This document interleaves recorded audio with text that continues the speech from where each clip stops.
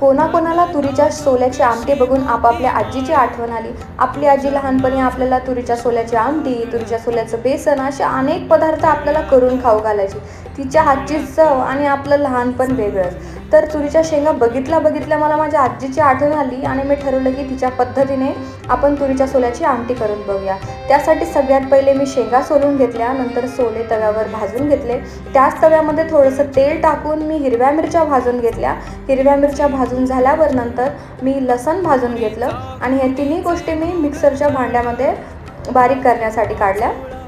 पहिले गावाकडे आत्ता पण आणि आपल्या लहानपणी पण सगळं मिक्सर वाटण करण्यासाठी आपल्याकडे वाटा किंवा ते काय खलबत्ता अशा गोष्टी असायच्या, पण आता सध्या तेवढं काय अवेलेबल नाही आहे. आणि नंतर सगळं बारीक करून घेतल्यावर मी एका पातेल्यामध्ये तेल गरम करून त्यात मोहरी जिरे ॲड केलं, नंतर थोडीशी हळद ॲड केली, नंतर केलेलं मिश्रण त्यामध्ये टाकलं आणि परतून घेतलं.